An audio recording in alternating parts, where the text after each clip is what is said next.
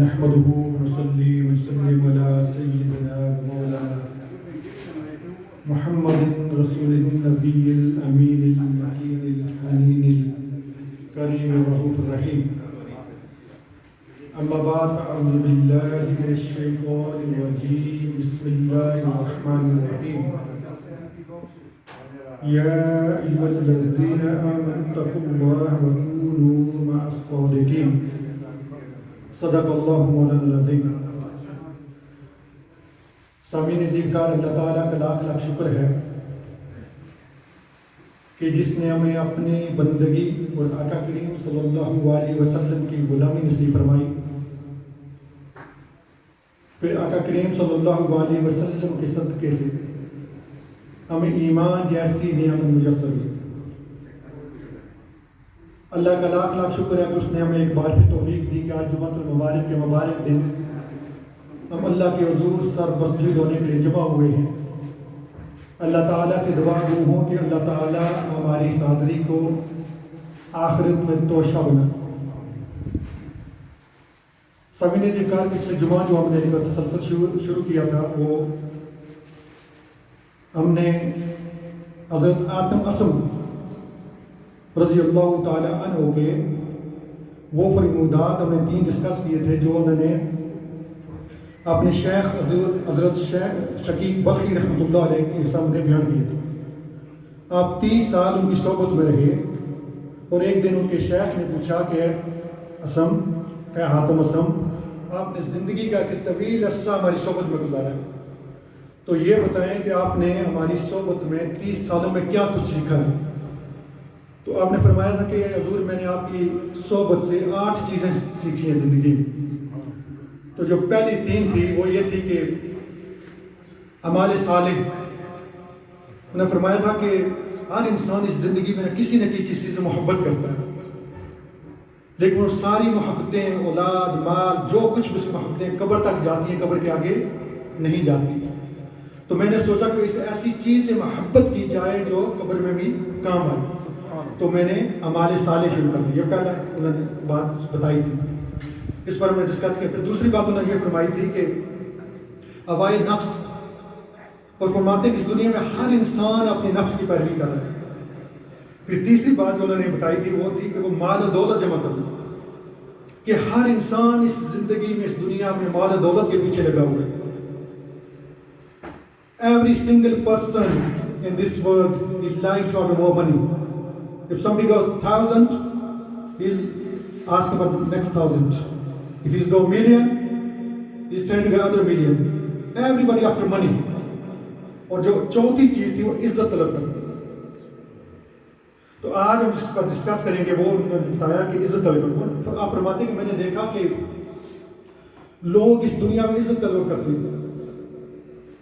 Everybody like to have a respect in the community, in this world, and he like to have respect with different ways.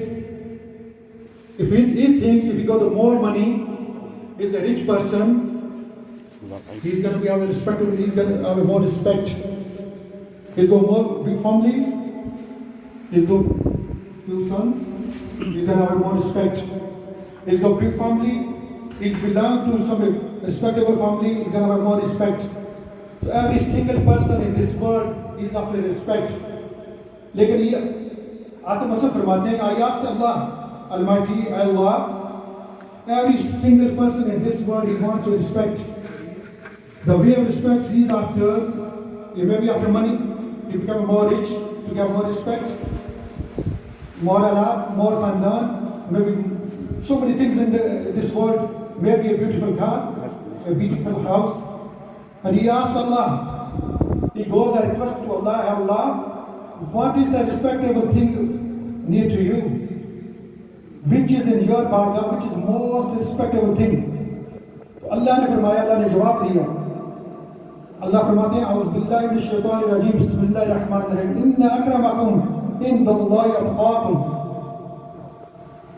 In my bargain, near to me, the more respectable person is who's more muttaqi, most praise God. جو اپنے آپ کو گناہوں سے دور رکھتا ہے، نیک اعمال کرتا ہے. He is always whatever he do before he doing anything. He just thinks the thing I'm gonna do it now, it is good near to Allah subhanahu wa ta'ala. This is the path Rasulullah sallallahu alaihi wasallam told us to go on this path. No, if something is wrong, you think it is Allah subhanahu wa ta'ala not gonna like this. So more respectable person is who is more mutaqi, more Allah کے جتنے بھی ہو قریب ہے. انہوں نے یہ فرمایا کہ جب مجھے پتا چلا کہ میں اللہ سے سوال کیا، مولا کریم دنیا میں ہر بندہ دولت کے پیچھے ہے، گاڑی کے پیچھے ہے، ہر بندے کی اپنی کوئی خواہش ہے، لیکن مولا آپ کے قریب کون سی عزت والی چیز ہے؟ اللہ تعالیٰ نے فرما دیا کہ میرے نزدیک وہی عزت والا ہے جو جتنا زیادہ پرہیزگار ہے، جو حرام کاموں سے بچتا ہے، جن چیزوں سے اللہ تبارک و تعالیٰ نے منع فرمایا ہے ان چیزوں کے قریب تک نہیں جاتا، اور جن چیزوں سے اللہ راضی ہوتا ہے اس کی ہر وقت یہی ہوتا ہے مجھ سے میری اللہ کے رسول صلی اللہ علیہ وسلم راضی ہو جائے. تو میں نے وہ سارے کام چھوڑ دیے، میری ایک ہی خواہش رہ گئی کہ میں کسی طرح اللہ تبارک و تعالیٰ کو راضی کر لوں. پھر آگے وہ فرماتے ہیں پانچواں فائدہ جو مجھے ہوا ہے، پانچویں چیز جو میں نے آپ سے سیکھی ہے، یہ کون فرما رہے ہیں؟ حضرت اسد رضی اللہ تعالیٰ عنہ اپنے شیخ کو بتا رہے کہ یا حضور میں نے پچھلے 30 سالوں سے آپ کی صحبت سے یہ چیزیں سیکھی. پھر وہ فرماتے ہیں کہ میں نے یہ دیکھا کہ لوگ ایک دوسرے کی مذمت کرتے ہیں، ایک دوسرے کی غیبت کرتے ہیں، بیک بیٹنگ کرتے ہیں، ایک دوسرے کی چغلی کرتے ہیں، ایک دوسرے کے خلاف شکایت کرتے ہیں. تو میں نے غور کیا یہ جو لوگ ایک دوسرے کی چغلی کرتے ہیں یہ کیوں کرتے ہیں؟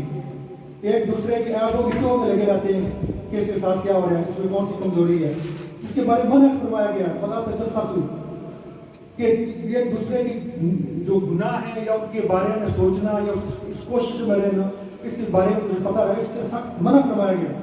تو فرماتے ہیں کہ میں نے سوچا کہ اس لوگ کیوں کرتے ہیں، تو مجھے پتہ چلا، میں نے دیکھا، میری سمجھ میں آیا کہ ان سارے گناہوں کی جڑ حسد ہے، اور حسد کی وجہ سے لوگ غیبت کرتے ہیں، حسد کی وجہ سے ایک دوسرے کی مذمت کرتے ہیں. اور یہ حسد کیوں ہے؟ تو میں نے دیکھا کہ حسد کے 3 اسباب ہیں.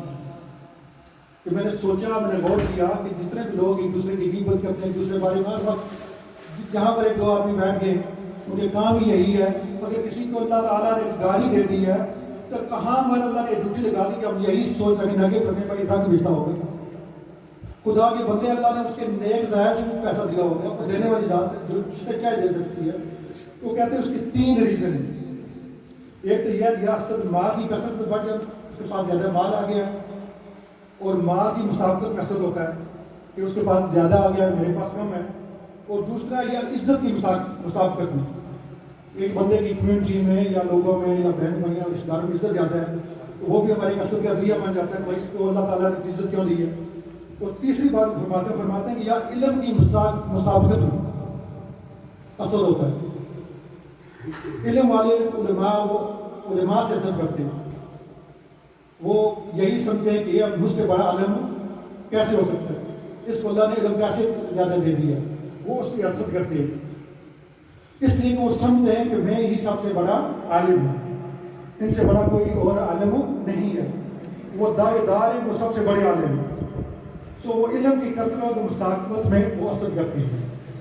پھر اگر فرماتے ہیں جو لوگ جب منصب والے، عزت والے، جب ان کے پاس عزت آتی ہے تو وہ سمجھتے ہیں کہ یہ جو عزت ہے، یہ جو منصب ہے، یہ جو اسٹیٹس ملا ہے، that's only belongs to me. Nobody else has to have this. Nobody's right to have it, is the mansab, status. No, you can't have it. So اس لیے وہ حسد کرتے ہیں جو عزت مجھے ملی ہے، یہ صرف عزت مجھے ہی، دوسروں کی عزت ملی ہے، وہ اس وجہ سے اس کو حسد کرتے ہیں. اور پھر تیسرا وہ کہتے ہیں کہ دوسروں کا قدر و منزلت دے کر، دوسروں کا مرتبہ دے کر وہ حسد کرتے ہیں. اور یہی 3 بڑی چیزیں ہیں جو حسد کا ذریعہ بنتے ہیں. یا تو کسی کے پاس مال زیادہ دیکھا، کثرت اس کے پاس مال آ گیا، اس کی زندگی ایسی گزر رہی ہے، آرام سے گزر رہی ہے، اس کو اللہ تعالیٰ نے اچھا گھر دے دیا ہے، اس کے پاس گاڑی ہے، وہ حسد کرنا شروع کر دیتے ہیں. یا کسی ایسے منصب پر آ گیا، اللہ تعالیٰ نے اس کو ایک اسٹیٹس دے دیا ہے، لوگ اس سے حسد کرتے ہیں. اور تیسرا یہ ہے کہ علم والے لوگ ہیں جو عالم ہے، ایک دوسرے سے اصل جو عالم ہے وہ سمجھتا ہے کہ میں ہی عالم ہوں. اگر خدا نے کسی کو سمندر کا اس طرح کا علم دے دیا ہے تو وہ مالک ہے. کسی کو 2 قطرے دیے تو وہ اس بات پر رسد کرتے ہیں. لیکن جب وہ فرماتے ہیں کہ آخری بات میں کر کے ختم کرتے ہیں، فرماتے ہیں کہ میں نے دیکھا پھر میں نے اللہ تعالیٰ کے اس فرمان پر نظر پڑی جہاں اللہ رب العزت نے فرمایا ہے. اللہ پاک نے ارشاد فرمایا نحن قسمنا بینہم معیشتہم فی الحیات الدنیا ورفعنا بعضہم فوق بعض درجات. کہ اے لوگوں کہ جتنی بھی دنیا میں چیزیں ہیں، جتنا بھی دنیا میں رزق ہے، یہ ہمارے ہاتھ میں ہے. اللہ فرما رہا ہے میں جسے چاہوں زیادہ رزق دے دوں، میں جسے چاہوں زیادہ عزت دے دوں، میں جسے چاہوں جو دے دوں. تو آپ فرماتے ہیں جب چیزوں پر میں نے غور کیا تو گویا میری یہ بات سمجھ آئی کہ اگر کسی سے آپ حسد کر رہے ہیں تو بذات خود اس صاحب مال سے آپ حسد نہیں کر رہے. آپ اللہ تبارک و تعالیٰ کی ذات پر کام کر رہے ہیں کہ دینے والی ذات اللہ کی ہے. اگر ایک میرے بھائی کو اللہ نے مال دے دیا ہے تو میں اس پر حسد کرنے کا مقصد کیا ہوا کہ میں اللہ کی ذات پر یہ کام کروں کہ اللہ نے اس کو کیا دیا. تو دینے والی ذات اللہ کی ہے. اور جب سے یہ فرمان اللہ تبارک و تعالیٰ کا میری نظر سے گزرا تو میں نے ساری دنیا کو چھوڑ دیا. میں نے سارے غموں سے، ساری دنیا کے غموں سے اپنے آپ کو بچا لیا. آج بھی میرے دوستوں ایک سوچنے والی بات، جہاں بھی ہم بیٹھتے ہیں عموماً ہم سے بہت اچھے لوگ بھی ہیں، ہم ایک دوسرے کو ڈسکس کرتے ہیں اور خدا کا کچھ بھی نہیں اس میں ملتا سوائے گناہ کی. اگر وہ بھی سکے جس بات کا میں نہیں پتا کسی نے ذکر کیا اتنی کہہ دے گا مجھے نہیں پتا وہ لوگ آنے. لیکن اگر مجھ میں کوئی خرابی ہے، مجھ میں غلطی ہے، میں نے کوئی گناہ کیا ہے، کبھی بھی آپ سے نہیں پوچھا جائے گا. میں قبر میں جاؤں گا کہ میرے گناہ کے بارے میں مجھ سے پوچھا جائے گا. تو اللہ پاک نے ہماری ڈیوٹی بھی نہیں لگائی ہوئی کہ اگر کسی بندے میں اللہ نے کمزوری دیکھی ہے اور آپ نے کمزوری اس میں دیکھی ہے اس کو بیان کریں. یہی آدم اسم ہے، ان کا پتہ آپ کو نام اسم کیا پڑے. اسم عربی میں کہتے ہیں بہرے، جو سن نہیں سکتا. ہوا یہ کہ ان کے دربار میں خاتون آئی، کوئی مسئلہ پوچھنے جائی تو ان کی اس خاتون کی آواز خارج ہو گئی. وہ بڑی شرمندہ ہوئی.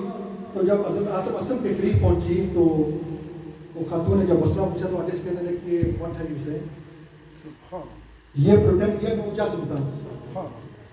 ساری زندگی اس کی شرمندگی بچانے کے لیے جب تک وہ عورت زندہ رہی انہوں نے اپنے آپ کو ساری دنیا کے سامنے بہرا کیا کہ مجھے آواز نہیں آتی. یہ ہم لوگوں کا ہمارے کے ان کے کام تھے. ان لوگوں کے راستے پر اپنی زندگی گزارنے کی کوشش کریں. میں بات سے چاہتا ہوں 2 منٹ پورے ہو گئے اس لیے میں